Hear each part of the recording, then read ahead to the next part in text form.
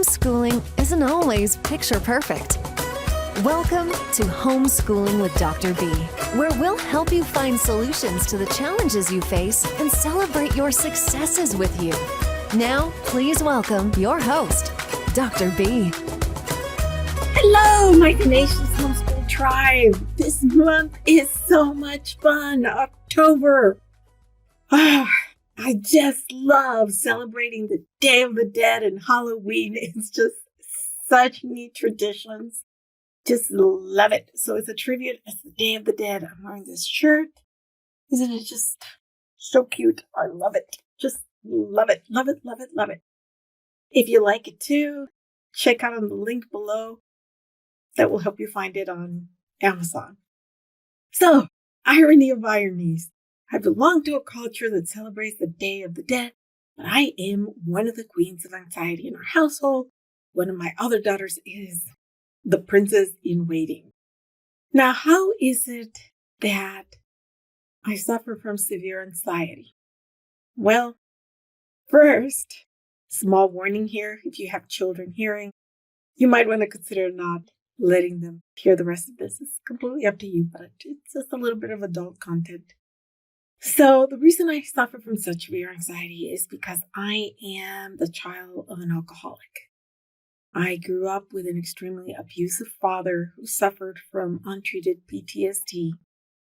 And despite the fact of working with doctors, psychiatrists, therapists for many, many years, and getting myself to a point where I can honestly say that I'm emotionally healthy, one of the things I have never been able to overcome from my background has been my anxiety.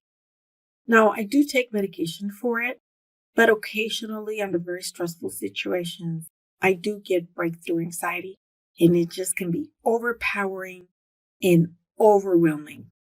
Interestingly enough, it's the love of my lives that are my biggest triggers, which are my children. I can't handle it when something is not going right for my kids or with my kids. I really have to power through it, work through it, pull myself together. This is especially challenging because one of my daughters also suffers from severe anxiety. Now, hers has a different source. She's anaphylaxis to tree nuts, which means that if she becomes exposed or accidentally consumes tree nuts, she's going to have an immediate reaction that could lead to anaphylaxis, meaning her throat will close and she could potentially die within minutes. The reason for her anxiety is that a lot of people don't understand the severity of an anaphylactic reaction. They think that anaphylaxis is the same thing as having an allergy when it's not. In an allergic reaction, you can get hives, you can have itchy eyes, watery nose, temporary discomfort. But in my daughter's situation, you could go into anaphylactic shock fairly quickly and potentially die. And no matter how hard we work to educate people, not everybody reacted in a positive manner. Kids can be very mean. We all know this.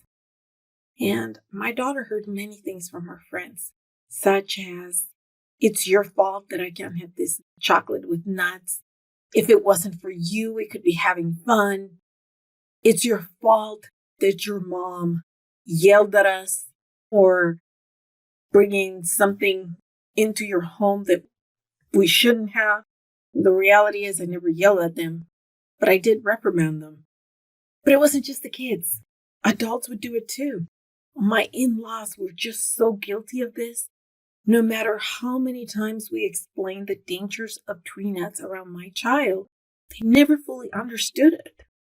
I remember when we had just found out that she was anaphylactic to tree nuts, specifically walnuts.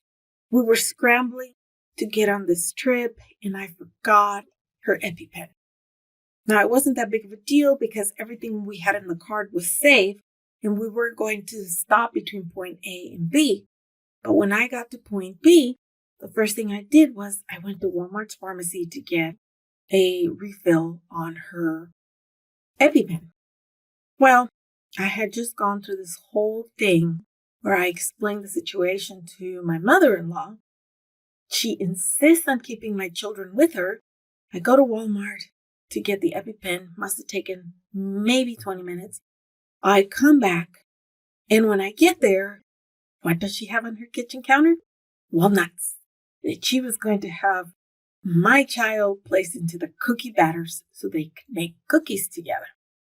The moment when things exploded was when my father-in-law kissed my child on the cheek after eating walnuts. It was a devastating moment. She had the worst reaction she's ever had. It got so bad, she was screaming, "Epipen me, Mom, Epipen me, please, Epipen me." Her breathing was not compromised. Her whole body was breaking out in hives. I washed her off. I lathered her in Benadryl. I gave her Benadryl, and she was okay. But this was a massive turning point in her life. And I remember she was crying at the age of 9, and she said, "I'm never going to be able to get married. I'm never going to be able to have children." And I said, "That's not true, baby. One day you're going to find a man that's going to love you, and he's not going to mind giving up tree nuts for you. I don't mind giving up tree nuts for you because I love you so much. Your daddy doesn't mind. One day there will be a man that will appreciate you, love you so much that he won't care either." And she said to me, "Grandpa's supposed to love me too." It was heart-wrenching. Absolutely heart-wrenching. Now, why am I talking about this in a podcast about homeschooling?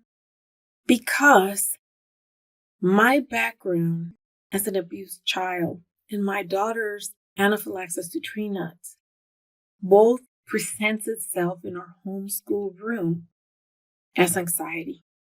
And if that was not enough, my daughter's twin sister has ADHD.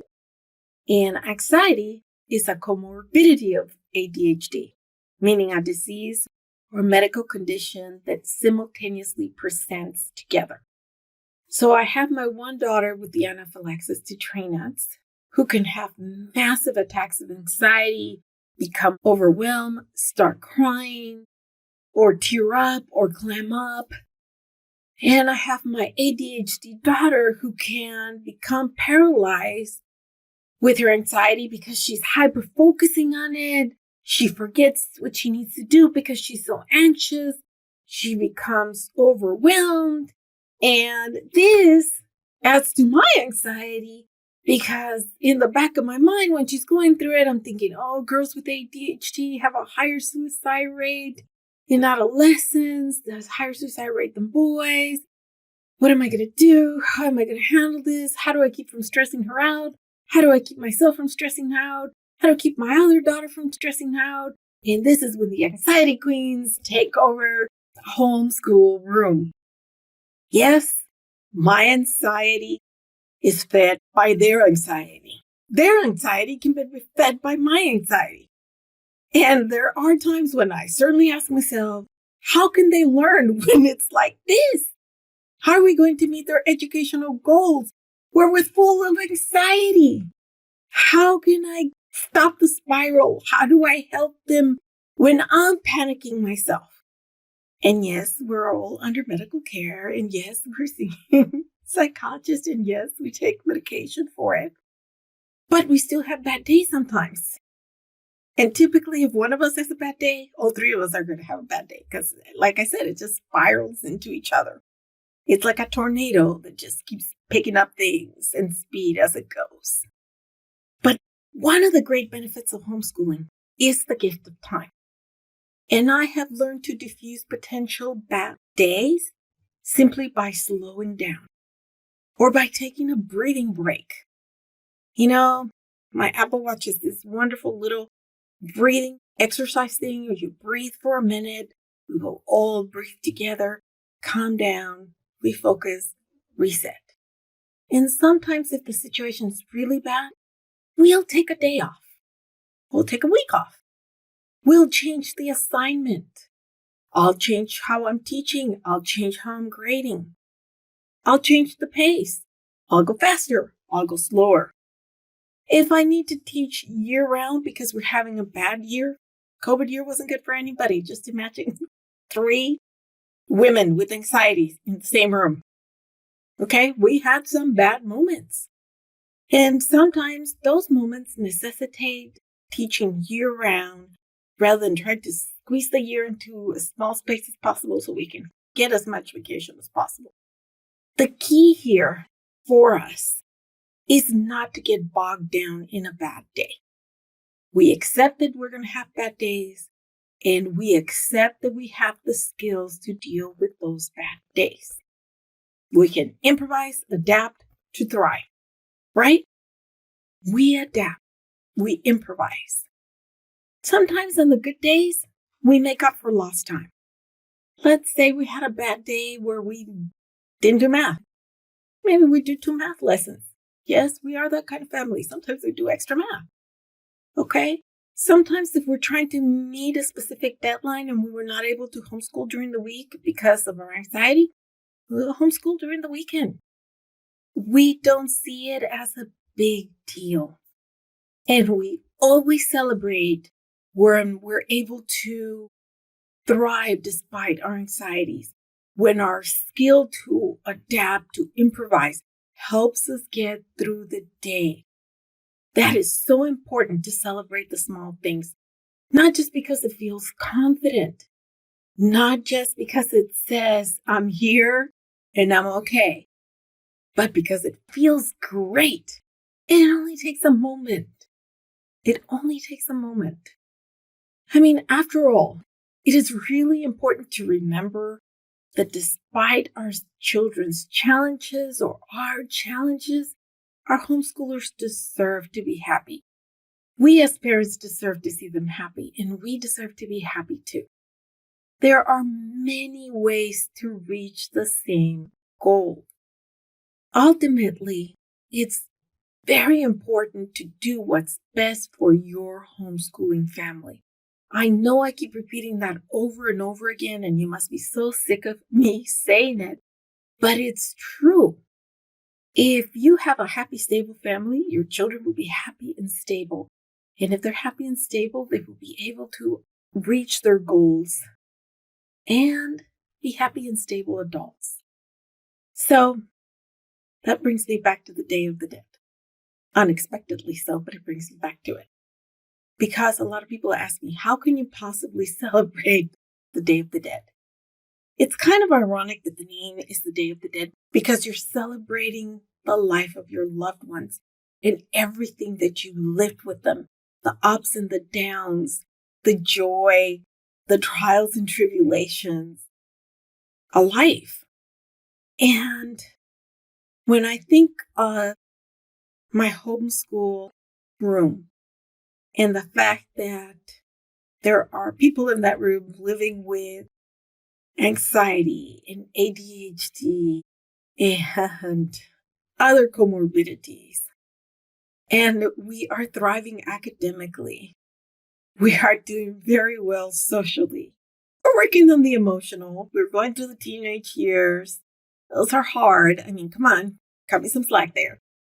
But we're not just overcoming. We are improvising. We are adapting. We are thriving. We are finding a way to meet our goals and yet be happy and celebrate the fact that we are happy. We are very happy in our lives and our achievements. Let's thank our friends at HydroFeed for sponsoring this podcast episode. Insole that massages your feet in every step. Use the code OMB15 off for an additional 15% off at hydrofeed.com. Life can be overwhelming, but homeschooling doesn't have to be. For additional support, don't forget to check our group at Facebook by searching for Homeschooling with Dr. B or going to our website to find the link. Till next week, enjoy your kiddos. Thank you for joining us on this episode of Homeschooling with Dr. B. Head over to homeschoolingwithdrb.com for more information and resources. That's homeschoolingwithdrb.com. Until next time.